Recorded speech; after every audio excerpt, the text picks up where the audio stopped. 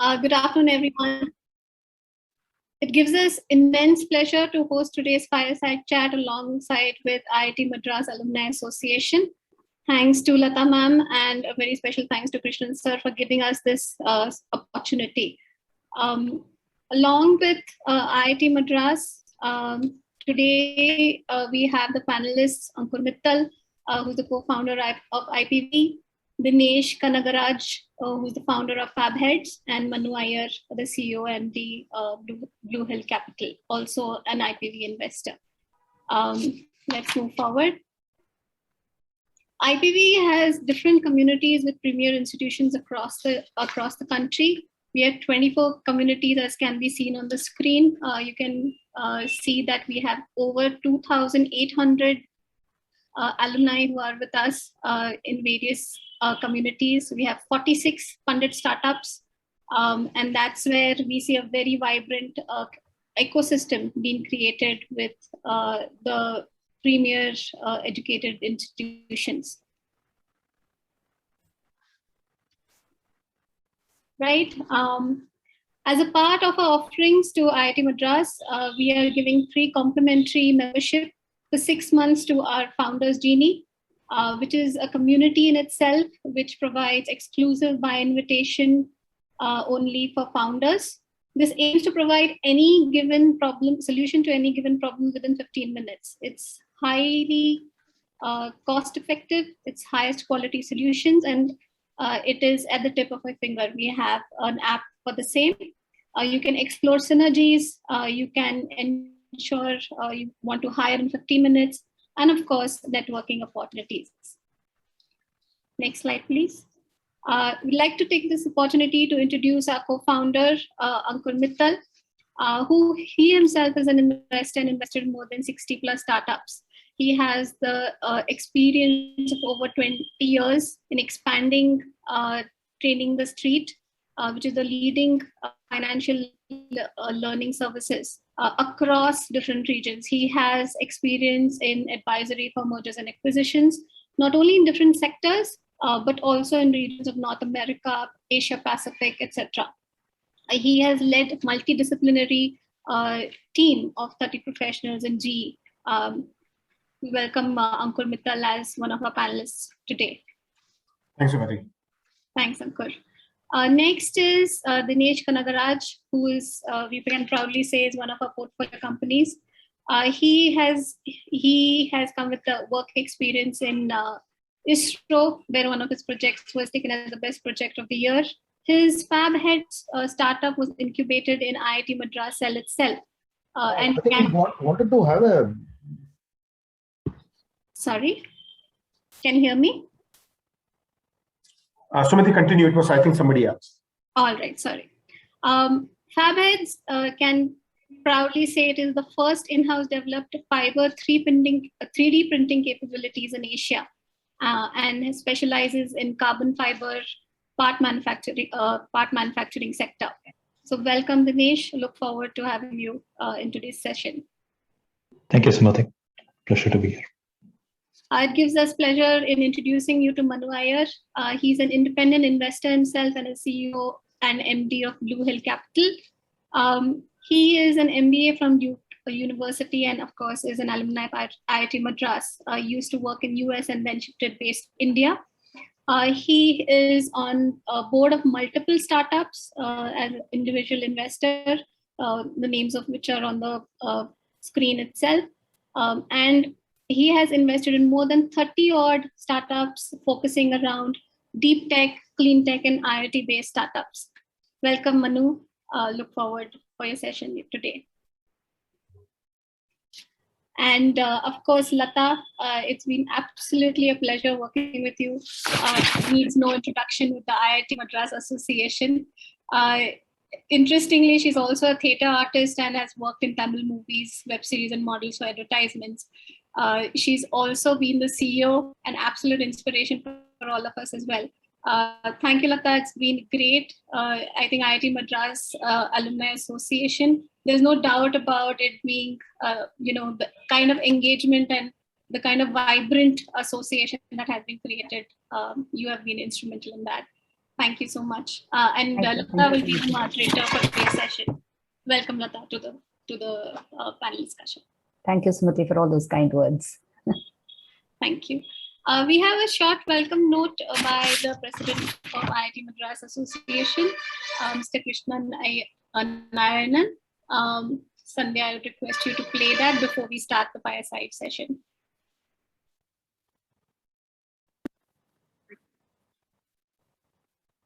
Good afternoon, friends. My name is Krishnan Narayanan. I'm the president of the IIT Madras Alumni Association. Formed in 1964, we represent over 50,000 alumni worldwide. Especially in the last 5 years, we have become so active. We 10x to 20x growth in terms of alumni engaging on our platforms. I jokingly say that if we were a startup, we'd be aiming for unicorn status. Now we've formed a new strategic plan for IITM, and we have 2 new missions. The first mission is Mission 5,000 Ignited Minds, essentially to get 10% of our alumni as committed volunteers on IITM initiatives. And the second one is Mission Million Smiles. So through these activities, we aim to positively impact and inspire at least 1 million people in India and in our local communities. So Mission 5,000 Ignited Minds and Mission Million Smiles. And we have 3 pillars of focus. Community spirit, essentially kindling a spirit of camaraderie among the alumni, students, faculty of IIT Madras, and also help them in their professional lives with mentoring or career services. And entrepreneurship fits here. And thought leadership in the aspects of science, technology, and innovation. And 3, societal impact in the form of building research capability in the country, promoting women in STEM, and water, energy, and sustainability, and so on. Now, over the years, we have run a number of entrepreneurship programs for our alumni. Entrepreneurs Adda, Startup Fish Market, and so on. And I'm delighted that IITM is partnering with Inflection Point Ventures to promote a spirit of entrepreneurship among our alumni and society at large. Now, I spoke to the IPV team of Ruchi, Pallavi, Gautam, and Suraj. And I really liked the enthusiasm they brought to the table. I like the company's vision to democratize entrepreneurship, of discovering more first-time investors and so on. I already noticed that IPV has 155 IIT Madras alumni on their platforms, of which 24 are already actively investing there. And IPV has funded 6 of our alumni-started startups, Fabheads, Wishop, Siuk, Gully Network, Rapper Walk, and PyBeam. And I'm happy to learn that IITM and IPV are planning to not only augment the number of alumni investors and startups that can benefit on their platform, they will also be conducting a number of startup master classes for our alumni and the society at large to learn details about starting up, running a startup, raising capital, etc. I wish them good luck for this partnership.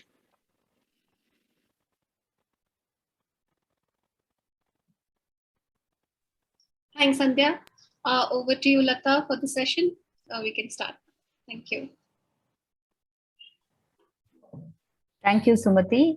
I'm sure Krishnan would have loved to be here today, but this was kind of a last minute engagement, so he had to leave, leaving us a video recording.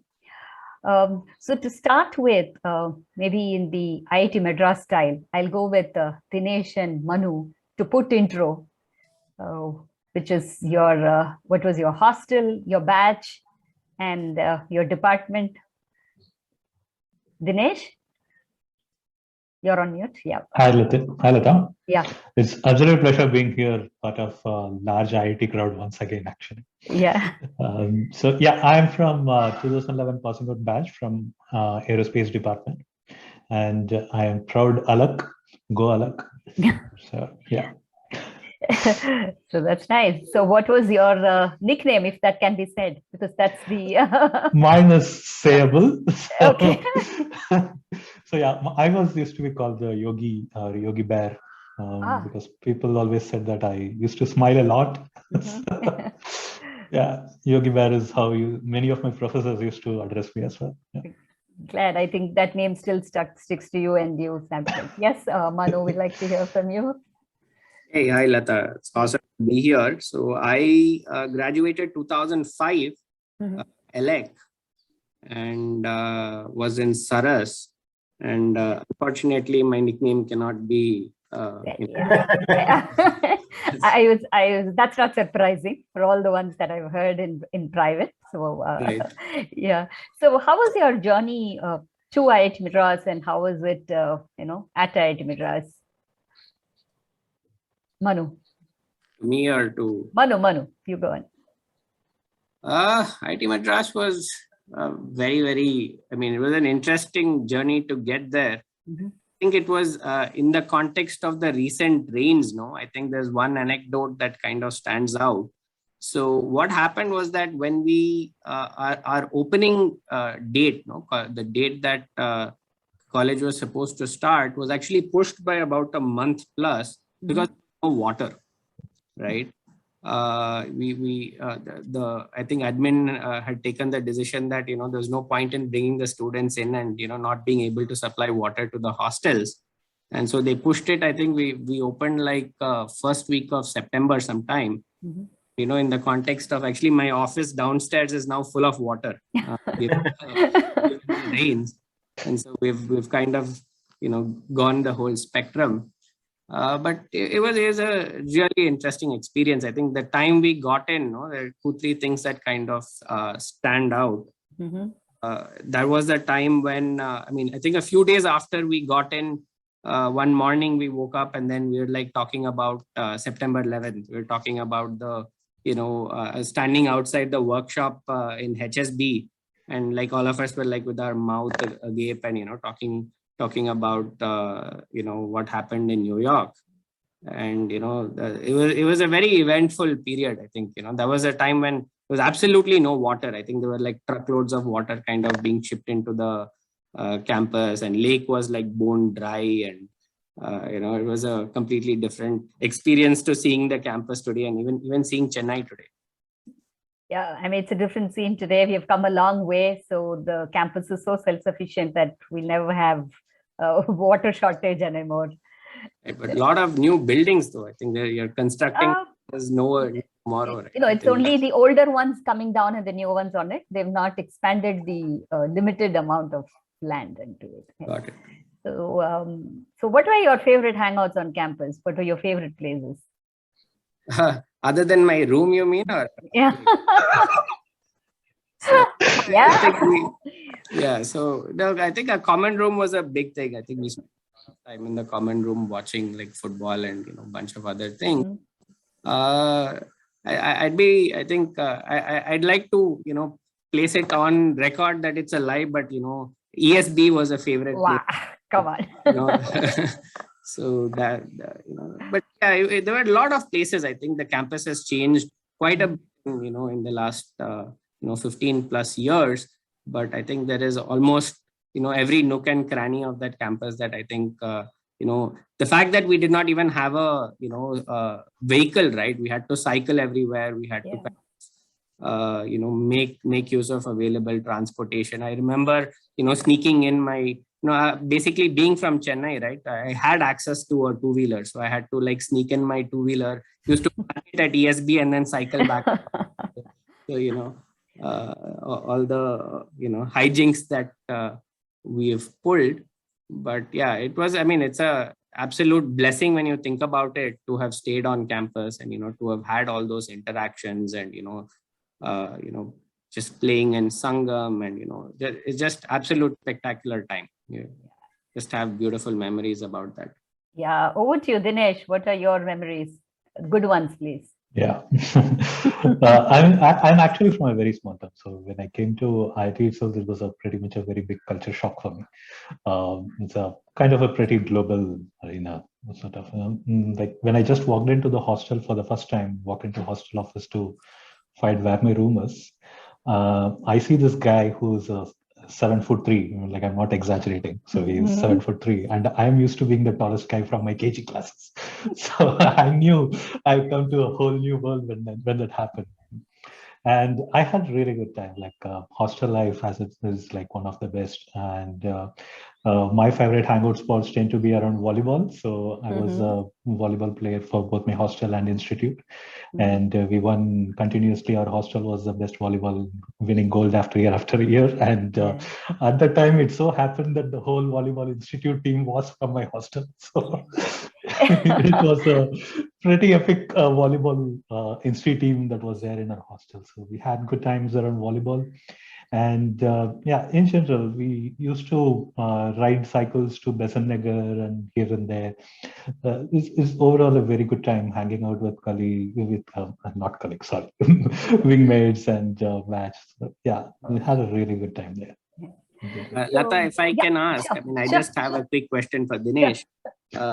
So when I was there, Dhinesh, I mean, we had, quote unquote, ragging, but what was called very gentle riffing only. Did you experience anything like that at all? What happened when you It were? The word ragging has become personality development. Right. So, but I think we all went through the same things over year after year. So one specific thing that I recall, the first night, I don't know if when you were there, but we had these loudspeakers, to call out to the rooms. We didn't have cell phones at that time. We were just getting cell phones. And so we had these loudspeakers to announce that, your father is calling or your mother is calling room number 246. Manu, please come to, main gate or something. I can see where this is First night, they got us to go and sing a song there, right? All of us had to go. And then one like sing like Hindi songs or something. And I remember being like super embarrassed. But then after after 2 months of being there, that became like daily, screaming onto that loudspeaker. So. Yeah. I think that culture is gone, and we would love something like the common rooms are gone, the loudspeaker is gone, the hostel mess is gone, so things have changed. And I think the kids now enjoy it. So it's always, like I'm sure 10 years later when we are talking to the 2020 when batches, they will say, oh, it was good old times. So I think it's always good old times. Anyway. So Dhinesh, just after college, we understand you moved into ISRO, involved in some real prestigious, projects.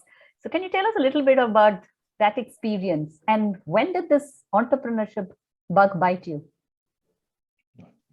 So I was involved in various projects. Actually, one of the biggest projects that I was involved is around GSLV Mark III launch vehicle, which was still under development at that time. So that was actually a little tough time for ISRO because the GSLV rockets were all crashing back and forth, and we had gone ahead with the development of the next biggest rocket, which is the GSLV Mark III. And so it was kind of a technology jump for us, essentially. And I was involved in various technology development, key critical technologies, which has actually failed in the earlier version. So, and so it was very interesting projects that I was part of. And it was absolutely nothing related to what I studied in aerospace engineering. So it was purely mechanical. And my first thing when I had a CAD drawing on my hand, fabrication drawing, I was asking my technical assistant, what is this M8 into 3? And he was like, oh, that is just a fastener. I'm like, oh, is it so? And then this guy was looking at, is this guy really an engineer? So I mean, like the kind of things that you study in aerospace engineering is not kind of what I was put into, but it was a very good learning experience, and I was able to pick it up very quickly and contribute something good there. And so the kind of experience that I really got out of ISRO was actually around project management. So I was lucky enough to be put in a project which involved bringing together about 10 different agencies of ISRO's, and we had to be the lead and take this kind of projects go through. So I was very honored to be part of that kind of projects there, which actually kept me going. But towards the end of the completion of this project, like it was getting dragged on and on. So, you know, how government institutions can be. So I was getting a little impatient, and you can say, so kind of gave my 6 months notice saying that I would like to do something even more than what I'm doing right now. And I finished that project, saw it through, and then we left the ISRO after that. And that project went on to get the best ISRO project of the year. So, yeah, that's nice. So but, did you think essentially yeah, go on.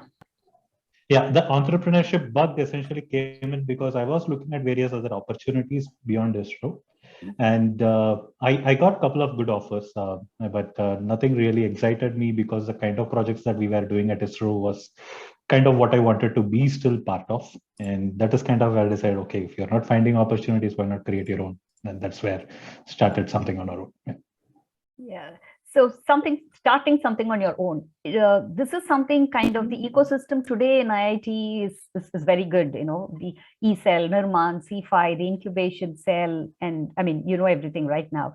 So how was it those days? How much did that ecosystem really help you to do what you want? Yeah. So back in the days, right, you know, during the placement times, like we would really hesitate a lot to even apply for startups. So I think back in the days is when Flipkart was transitioning from book selling to getting into other e-commerce sort of. So that was the time when our placements were happening, and Flipkart was hiring like crazy from IIT Madras. So even Amazon hadn't entered India at the time, and we were all like, should we even consider applying to these companies? And that is kind of the thought process among students about even becoming employee in startups. And like fast forward like about 4 years later, and when I was actually considering setting up my own startup, and I was discussing I used to visit IIT and then visit many profs and discuss my ideas, and then kind of doing all these things and trying to get incubated. I used to just drop into Gurunath and just have tea and chai and whatnot. So I was noticing like at least 2 out of whatever, like 10 to 12 tables are there, people would be talking about starting up or like about startups. So this is like really a very big change in about 5 years. The kind of students discussions like around even inside IIT, right? The thought process began, how people started seeing the startup ecosystem itself has changed. And by and large, a good amount of that also goes to the IIT Research Park and the way things are set up there, because students are able to see so many startups very homegrown out of IIT itself, and coming and setting shop there, taking interns and giving them opportunities and giving them an idea of what startup is like and sort of. And I think all of that has had a very good impact essentially. And even various alumni groups also started supporting startups. So when I was in my very early stages of pre-incorporation time, if I may say, I was discussing with the various entrepreneurs, and they were very supportive. Like one of the push, like essentially I was kind of dragging, like, is it time to incorporate yet? Is it time to incorporate yet? Sort of, I was just working on it, like kind of dilly-dallying, am I ready yet? And there was this one guy that I met, kind of like 20 years senior to me out of IIT. He said, you will not know anything until you take a giant leap, just to go for it, and then you will learn the rest of it on the go. So yeah, kind of these advices are very hard to come by. The ecosystem really helps us, and the kind of mutual camaraderie amongst the IIT ecosystem really helps you take places. Yeah. Awesome. So we really can see that some cool fab heads came together to do something. So what is that something? Explain in detail what you do for the benefit of others listening here. So we at Fabheads right now work around carbon fiber part automation. So that is essentially what we do at Fabheads. And so carbon fiber is a very advanced raw material that came into the industry only since 1960s sort of. And this material is used for very lightweight, high performance. So it is used in rocketry, aircrafts, and defense. Even shipping industry, wind turbine blades these days are made out of carbon fiber. Even the 1 kg cycle frames, very lightweight cycle frames that you might have come across. So many of these components are lately becoming done with carbon fiber. But the sad part is, even today, almost nearly 70% of these are handcrafted today. So that is the manufacturing process that we want to automate, because we personally, I have seen the same things like for rocket components during my time in ISRO, where it's completely done by hand, and about 3 to 5 components out of every 10 components we used to reject. And that is a huge rejections in ISRO, that because of which time loss and cost that will be lost, which is essentially because of inefficiencies in the manual manufacturing that is still happening today. And we wanted to automate this industry, and that is how Fabheads was born. That is the vision that Fabheads was born. Yeah. Awesome. So Manu, you have, you've studied in this ecosystem. Now you're going to invest in this ecosystem. So how does it feel? No, so Latha, I'm not going to invest. I've been investing in this ecosystem for a very long time. I'm actually, invested in, I think, 6 startups, fairly large investor in a bunch of these startups. I think it's a really amazing perspective. It gives you this perspective that other investors would probably not have, right? You've kind of been there. I mean, you're seeing projects come across, and you're kind of able to sit across the table and have a technical conversation with them that is not just about investing, but about the product itself or about the technology itself. And it's not only about the students. I think the interesting part is that I've had conversations with many of the professors that I've studied under. Now you are kind of wearing a different hat and sitting across the table, and this whole ecosystem is changing. Right now there is this camaraderie, there's this competition also amongst the professors, wanting to start up today and kind of commercialize their ideas and commercialize that patent that was sitting in the freezer for all these years. And many of them are kind of coming out, and their ideas, they're tying up with the student today, they're tying up with PhD scholars, and just even young BTech students are getting to tying up with these professors and starting off. So I think it's a really amazing perspective to have. I'd like to think that some of the entrepreneurs are a little bit more comfortable sitting across the table with somebody who's already been through what they have been through over those 4 years, and kind of sit across the table and have these conversations much more comfortably. But to Dinesh's point earlier, I think a lot has changed, right? I mean, see, Dhinesh says when I was there, back, and I have to kind of go even further back when IIT Research Park was barely existed. There was one building, and things were we did an internship because it was mandated, in my 4th year, right? It was mandated and we had to go and find an internship. Today, I see these kids kind of doing internships every year, or some of these kids are like working along with the startup. They're more, part of the startups rather than doing the program seems to be the side hustle, right? The college itself or the course seems to be the side hustle. And, many people are actually sitting in startups, and I think that you have to give kudos to that vision, and the ecosystem that has been built around Research Park, incubation cell, all the other supporting parts of that ecosystem. But being around it, personally for me, I think being around this ecosystem, the excitement is very palpable. You want to be a part of it. You want to have these conversations. You want to be that person, who's sitting across and saying, okay, I understand what you're getting, and maybe help you, from a business angle, or help you from a strategy angle. And so I think that's been the journey for me, and, kind of investing in this ecosystem. Awesome. So Ankur, we've been talking about these innovations and how things have evolved. Now, I mean, many things that we're talking now is how IIT has evolved and so much of innovations that have come. You also would have seen so much across, with IPV and even before that. So can you tell us a little about what have you seen, maybe in corporate startups? What's the kind of involvement of the innovations that you have seen? I think it's a great time to be looking at startups at this stage. I think a few years back, we were fixated on trying to create the Uber of India and, the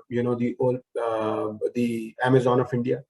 I think what Dhinesh is doing, for example, it's a technology that is pioneered by maybe 7 other companies all over the world. Indian founders have started doing things which, they don't mind competing with the best in the world. Right. And we are, at IPV supportive of such innovations. We are willing, we understand that the risks here will be higher because, for example, we have just invested in a technology which, as we speak, is being developed by people all over the world, including companies like Amazon, but nobody has developed it yet. There is no proof that it has been done yet. At least, and we have backed it. It's a pre-product company, and we are backing it, again because we want to support founders who are willing to take such entrepreneurial plunge, who are willing to take technology and innovation to the next level. Manu is a very interesting person I've been in touch with for a while earlier as an investor, and when one of the startups we were recently looking at, in which Manu was already an investor, we identified that that startup will need a very strong co-founder. And to our great surprise, Manu decided to wear the dual hat of investor as well as a co-founder.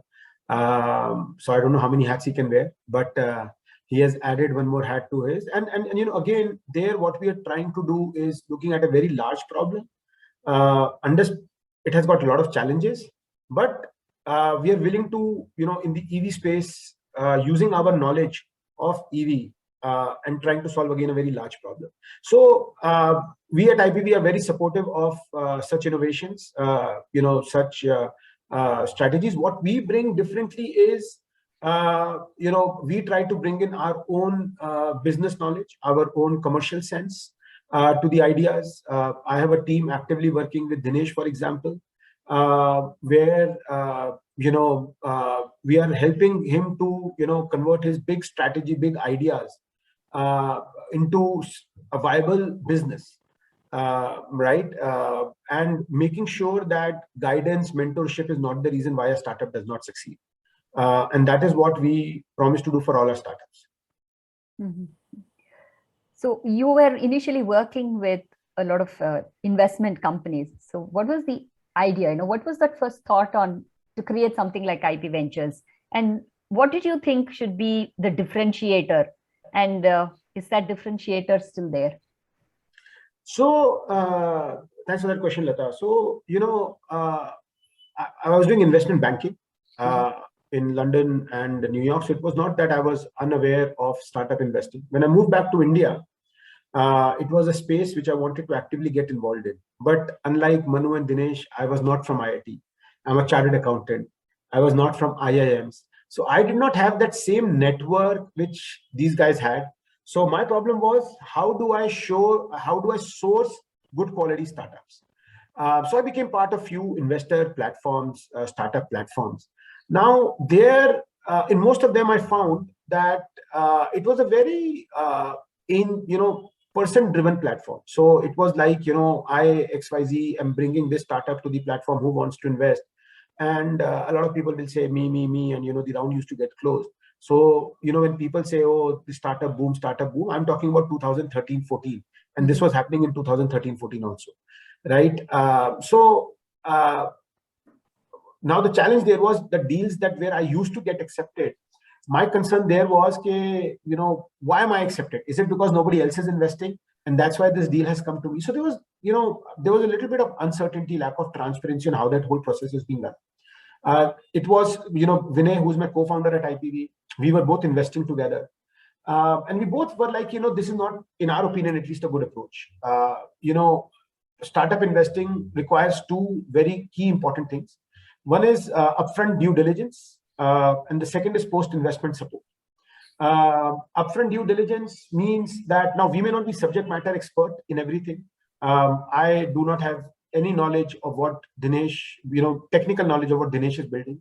But Dhinesh can vouch that we got him to speak to people who have a deep expertise on the areas where he was building his tech with, right? And that is the kind of network we have been able to build at IPV, where we have subject matter experts of every area imaginable that we can be looking to invest. And we proactively take the advantage of these investors. We put them in front of our founders. We let them understand the problems that the founders are trying to solve and whether these are the best founders who can solve this problem. And what it gives is, it helps us chip away the reasons of failure. While nobody can guarantee success, it helps us chip away the reasons of failure and thereby improving our chances of success, which is reflective in our numbers. Where out of 50 startups we invested prior to the beginning of this year, we have 1 unicorn exit, we have another 8 exits, another 3 exits waiting to get announced, and another 20 plus follow-ons that have already happened, and 1 failure. Right. So we have been able to skew that success rate because of not just actually the first pillar, which is due diligence, but it is also the post-investment support. And instead of me saying anything, I think Manu has seen both sides and Dhinesh has seen both sides now. I would rather let them, comment on how painful that due diligence process is. When you have to explain everything and we ask a lot of questions, and then eventually how the post-investment support of a large CXO platform works, where your next customer, somebody who can understand the space, your next connect is not only willing to help, but they are investing in you. Great, awesome.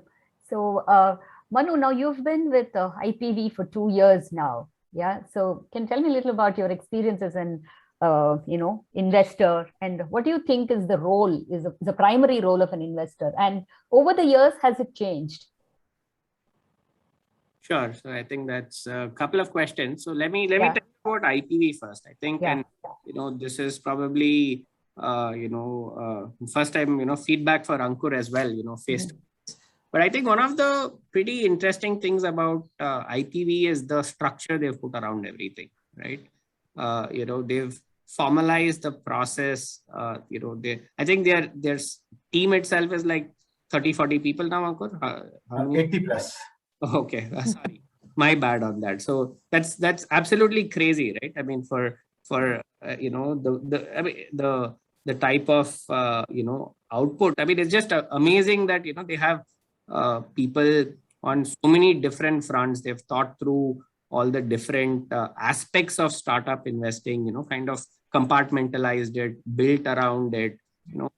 Put processes around it such that it can kind of run by itself. So I mean. On a lighter note, I wouldn't be surprised if IPV, later kind of comes to IPV for funding at some point.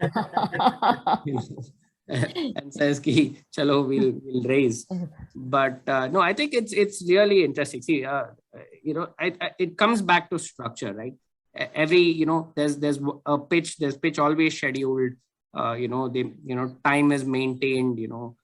Process is maintained. Once they start working on it, a lot of due diligence happens, and the due diligence process is pretty immaculate. There are tons of people working behind the scenes to get all the different pieces of the puzzle, put it together for themselves first, see if it makes sense, see what if anything needs to be tweaked. See, I think that the interesting piece there is also that if they feel that there's like 90% of it works, but hey, this these things need to be tweaked. I think they're not afraid to come back and say, hey, I think these pieces need to be worked on again, and this is where we can help you with it, right? And this is all pre-investment.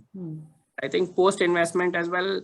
The network size. I think when I got involved with IPV, I think there were barely 200 people.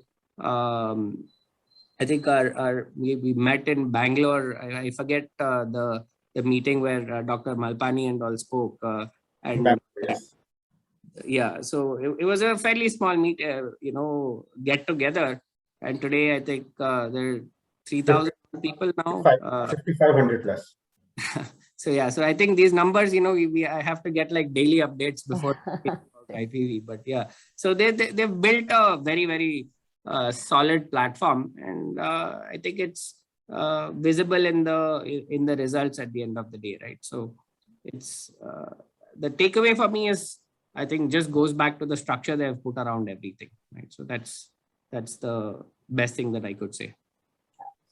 So Dhinesh, how much did this, or how do you feel the angel investing added value to what you were doing, and where did you see them really coming in? Yeah. So again, I mean, like touching on the same point as Manu said, I mean, the structure around IPV is really something that I was surprised to come across. In fact, even during the due diligence, things were happening so fast. I didn't expect they could move that fast. Actually, I was very pleased from an investment perspective that things could happen much faster. And so there were like about 10 people that were talking to me, asking different questions. Oh my God, you guys are bigger than us. So I didn't expect a VC team to be this big, but then they were quite big. And then the number of people that we were talking with, and kind of how fast the things were moving, how the deal flow itself happened was actually quite pleasing for us. So. Even after that, like Ankur really like inspires me in a way. Like I don't know how he manages his time, because I know how much time he spent with me during the due diligence time, and then I know how much time he spends with me after due diligence also. So I just compute and see like if he does the same thing with so many companies, like how does he manage his time? Seriously. So even actually after post investment also, they're very hands-on, very helpful. Like not just like typical investors, like just asking questions like what's the revenue this quarter, or what are the new clients that you onboarded and stuff, but a little much hands-on. Like when we say that there's a company that I had to reach out, and he gets me the contact of the top guy in less than 10 minutes. So, and then it is up to us afterwards, of course. But then he still continues to follow us with up and ensure that gets somewhere, not just to give the contact and then just forget it, but also get somewhere. And so he's able to do that again because of the network that he has access to. Mm-hmm. So even like any company that we need to reach out to, our point of contact is a close group of about 5 to 6 people from IPV sort of, and then they will reach out to their network and see where we can get those connects and then come back to us and reach out. So it's a huge resource, I should say, like having access to this kind of multiple people platform that we have access to. Somewhere you will have the right resources you need, and people are always there to help you out. Like you just have to reach out. And I always say I don't reach out enough, but yeah, the help is always there if we reach out enough. Yeah. Awesome.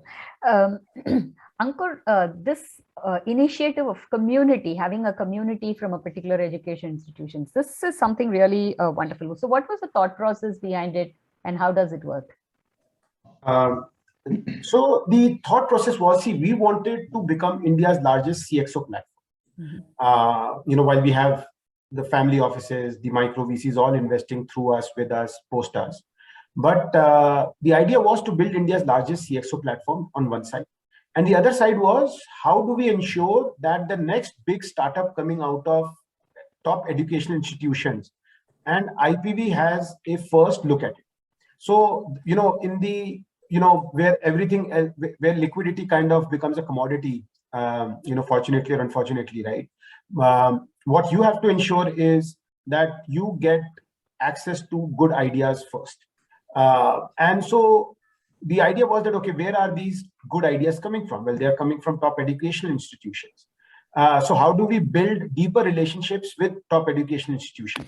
So then it was to bring more investors, alums, from that educational institution onto your platform as investors, and then encourage them to work with the alumni associations, with the entrepreneurship cells, and tell them that, okay, if there is a good idea, IPV is a very democratic, not just for the investment, but also for startups looking for funding. Submit on our website and let us evaluate. So that is where we thought of communities as an idea, which will help us attract both the investors as well as the startups.